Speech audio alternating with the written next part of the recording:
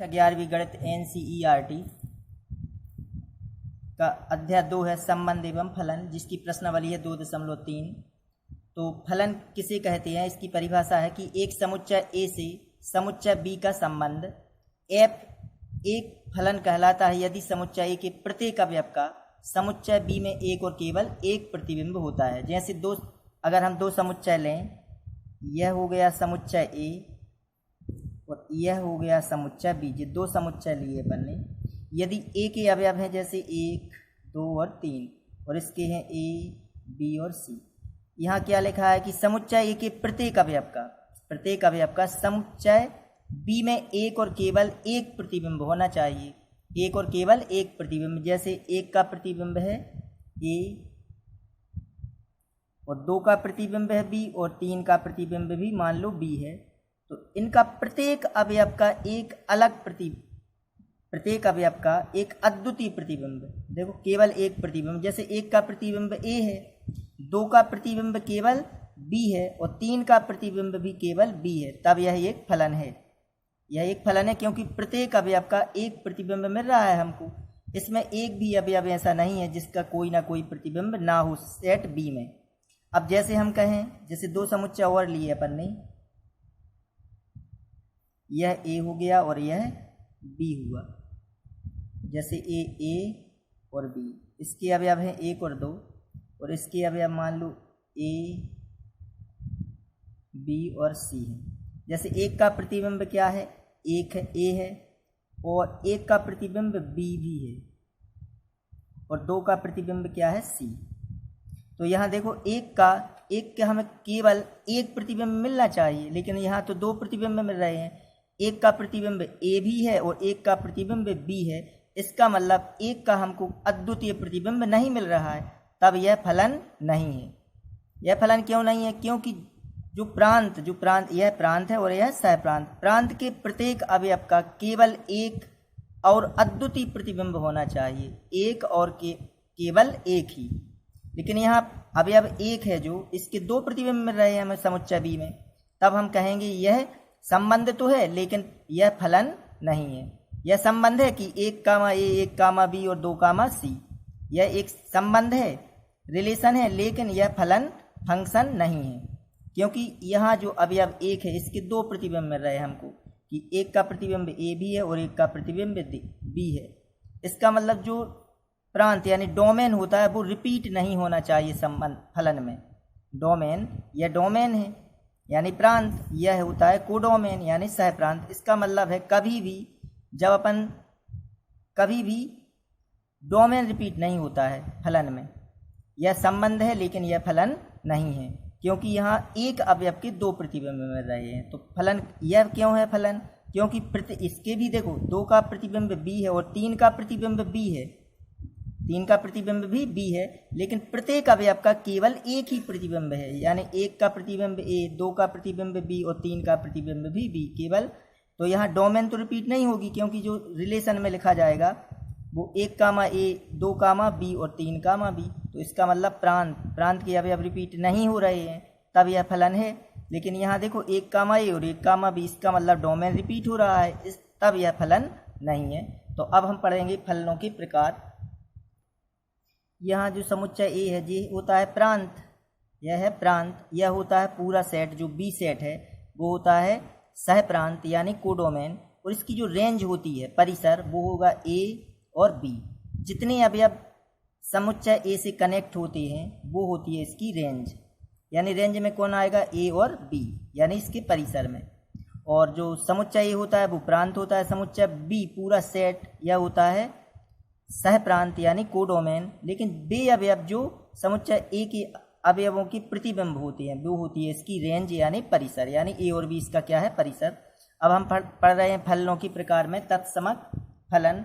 जैसे अपन तत्समक फलन है f(x) बराबर x, यह एक तत्समक फलन है। अगर हम x का मान यहाँ 0 रखें तो यहाँ भी 0, अगर हम x का मान 1 रखें तो 1, अगर हम x का मान ऋण 1 रखें तो ऋण 1। इसी प्रकार अगर 2 रखेंगे तो 2 ऋण 2, ऋण के 2, तो यहाँ भी ऋण के 2 आएंगे। तब इसका जो ग्राफ होगा वो इस प्रकार का बन जाएगा। ये X dash Y Y dash. अगर हम 0 ले रहे हैं तो 0 यानी यह बिंदु होगा। अगर 1 प्लस का 1 तब y का, अगर हम x का मान 1 रखेंगे तब fx का मतलब होता है y, तो y का मान भी हमें क्या 1 ही प्राप्त होगा। अगर हम 2 रखेंगे तो y का मान भी 2 प्राप्त होगा। अगर हम ऋण का 1 रखेंगे तब हमें y का मान ऋण का 1 प्राप्त होगा। अगर हम 3 रखेंगे तो 3 रखेंगे तो 3, ऋण 3 रखेंगे तो ऋण 3, ऋण 2 रखेंगे तो ऋण 2। इसका मतलब इसका ग्राफ इस प्रकार का हो जाएगा।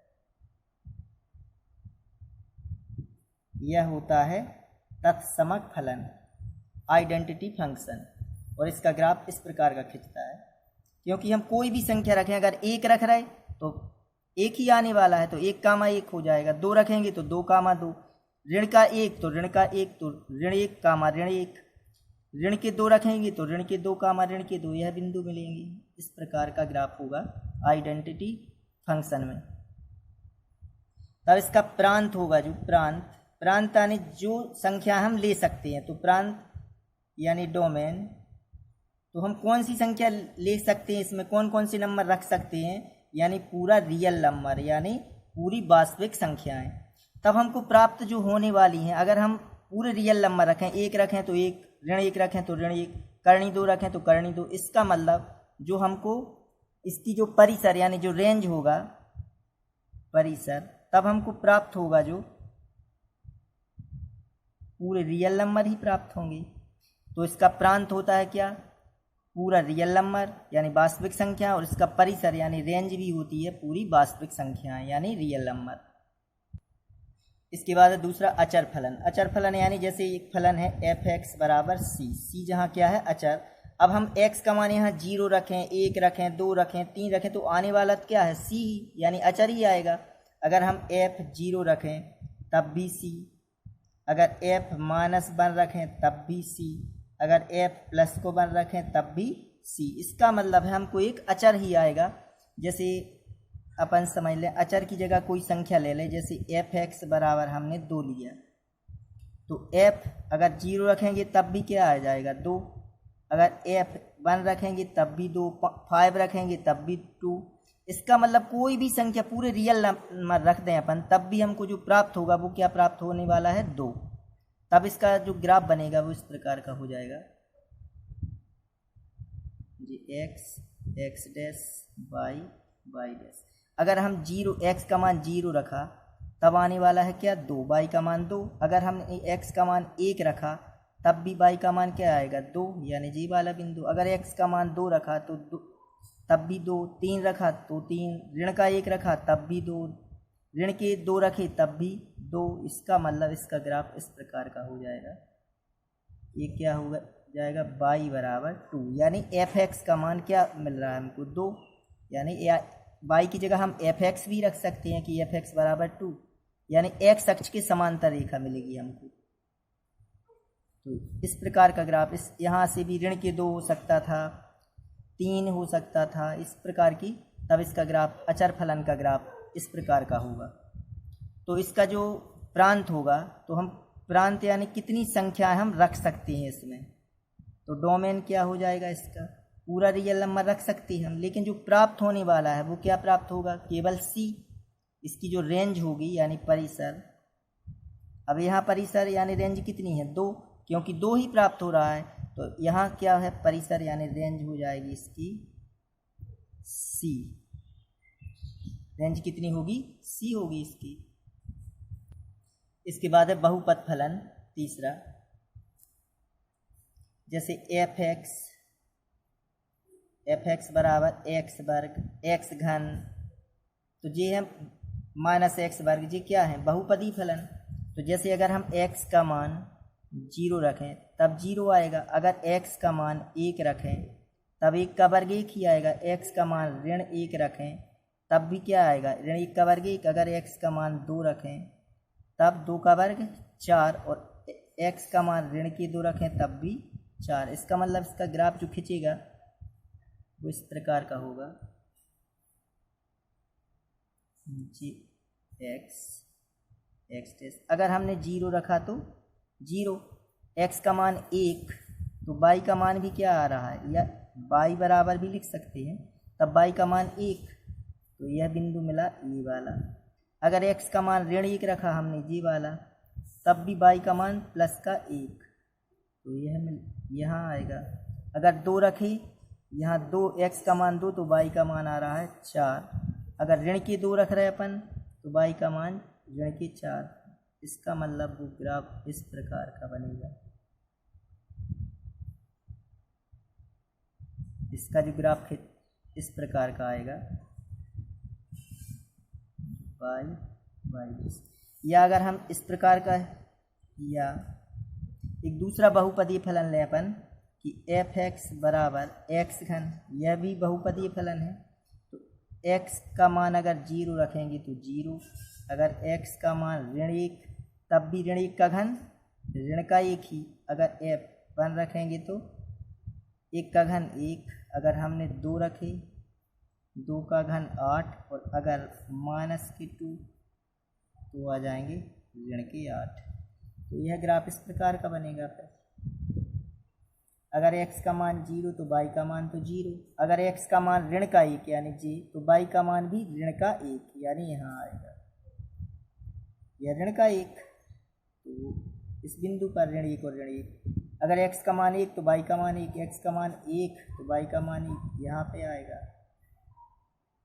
x का मान अगर 2 तो y का मान क्या आ रहा है 8। अगर x का मान ऋण के 2, y का मान ऋण के 8।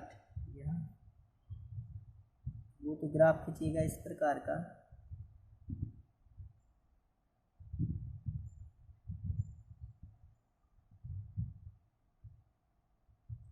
इस प्रकार का ग्राफ आएगा इसमें।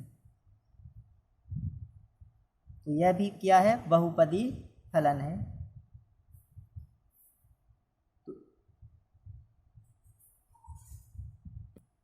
तब इसका प्रांत हो जाएगा, जो पूरे रियल नंबर रख सकते हैं हम, तो जो प्राप्त होंगे वो भी रियल नंबर ही प्राप्त हो जाएंगे। क्योंकि अगर हमने ऋण के 2 कोई और संख्या रखी तो ऋण के 3, ऋण के 4 ये संख्या प्राप्त होंगी। तो इसका जो डोमेन परिसर होगा, रेंज, वो भी पूरा रियल नंबर होगा। लेकिन इस वाले फलन में x वर्ग है तो हम ऋण की संख्या रख रहे हैं तब भी धन की, तो इस वाले में आएगा r प्लस प्राप्त, क्योंकि माइनस की संख्या तो प्राप्त ही नहीं होंगी हमको, तब इसकी रेंज हो जाएगी जो r प्लस होगी। तो यह फलन पर निर्भर करेगी कि इसकी रेंज यानी परिसर क्या होगा। इसके बाद है परिमेय फलन f(x)/gx, जहाँ gx बराबर नहीं होना चाहिए 0 के। जब gx 0 के बराबर नहीं होगा तब इसका प्रांत क्या हो जाएगा, प्रांत यानी डोमेन होगा इसका जो, वो हो जाएगा r-0, यानी पूरा रियल नंबर लेकिन 0 को छोड़कर। क्योंकि हम यहाँ 0 नहीं रख सकते हैं, जो यहाँ हम रख सकते हैं वो कहलाता है प्रांत। तो हम क्या नहीं रख सकते यहाँ 0, पूरे रियल नंबर रख सकते हैं लेकिन 0 नहीं रख सकते, तब इसका प्रांत या डोमेन r-0। तब हमको यहाँ जब 0 नहीं रख सकते तो यहाँ 0 भी कभी प्राप्त नहीं होगा, हमको 0 प्राप्त नहीं होगा। तब इसकी जो परिसर यानी रेंज हो जाएगी, जब हम 0 x का मान 0 नहीं रख सकते यानी यहाँ भी 0 नहीं रख सकते, तब परिसर यानी रेंज होगी वो भी क्या हो जाएगी r-0, यानी पूरा रियल नंबर लेकिन 0 को छोड़कर। अब कोई भी संख्या रख लें अपन, लेकिन हम 0 नहीं रख सकते। जैसे अपन लिखें f(x) बराबर 1/x। अब x का मान यहाँ 0 को छोड़कर सभी संख्या रख सकते हैं, 2 रख सकते हैं, 3 रख सकते हैं, कर्णी 3 रख सकते हैं। इसका मतलब जो प्राप्त होगा, प्रांत है जो प्राप्त होगा हमको, वो क्या होगा, 0 कभी प्राप्त नहीं होगा। तो पूरे रियल नंबर प्राप्त हो सकते हैं लेकिन 0 प्राप्त नहीं हो सकता, तब यह प्रांत हो जाएगा और यह परिसर हो जाएगी, यानी इसकी रेंज हो जाएगी। इसके बाद है मापांक फलन, मॉडुलस फंक्शन की f(x) बराबर मापांक x।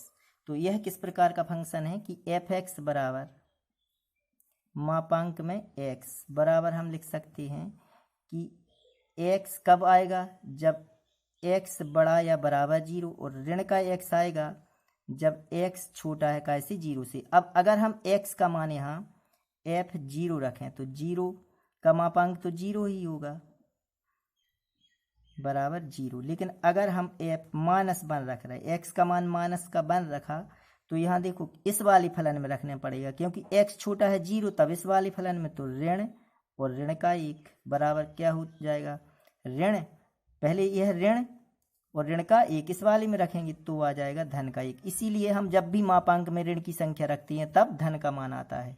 और धन का रखें, अगर हमने एक धन का 1 रखा तो यहाँ इस वाले फलन में क्योंकि x बड़ा है या बराबर है 0, तब इस वाले में, और अगर x का मान छोटा है 0 से यानी ऋणात्मक संख्या, तो इस वाले फलन में रखेंगे। तो हम इस वाले में रखेंगे 1 तो बराबर 1, यानी माइनस का 1 रखा तब भी 1 और प्लस का 1 रखा तब भी 1। अगर हम 2 रखेंगे तब क्या आएगा 2, यानी इस वाले फलन में। और अगर -2 रखे हमने तब यहाँ रखेंगे तो माइनस माइनस का क्या बन जाएगा, प्लस का 2। इसका मतलब जो ऋण का मान रखते हैं तब भी धन आता है और धन का मान रखें तब भी धन का मान प्राप्त होता है। तो यह किस प्रकार का जो चित्र बनेगा इसका ग्राफ, जैसे अगर हमने धन का 1 रखा तब भी धन का 1 ही आएगा, अगर हमने धन के 2 रखे तो 2 ही आएगा, धन के 3 तो 3। लेकिन अगर हम ऋण का 1 रखा तब भी धन का 1, ऋण के 2 रखे तब भी धन के 2 और ऋण के 3 रखे तब भी धन के 3। इसका मतलब इस प्रकार का ग्राफ आएगा इसका, यह होता है मापांक फलन। इस प्रकार का इसका चित्र बनेगा। इसका प्रांत हो जाएगा, जो डोमेन होगा वो पूरा रियल नंबर, लेकिन परिसर जो रेंज होगी वो हमेशा प्लस की प्राप्त होगी, यानी प्लस के मान प्राप्त होंगे। इसके बाद है महत्तम पूर्णांक फलन की f(x) बराबर, यह होता है महत्तम पूर्णांक फलन। तो इसमें अगर कोई भी संख्या दशमलव वाली रखें जैसे 1.99, तब भी इसका मान 1 ही आएगा, जो कि पूर्णांक है वो प्राप्त करता है इसमें। जैसे 0.37 का 0 आएगा, ऋण के 2.73 का ऋण के 2 भर आएगा, 1.67 का भी 1 दशमलव कोई भी संख्या हो, लेकिन वो महत्तम पूर्णांक जो पूर्णांक होता है वह इसमें लिया जाता है। तो 1.67 का भी 1, 1.99 का भी 1, 1.8 का भी 1 ही आएगा। यह होती है महत्तम पूर्णांक फलन।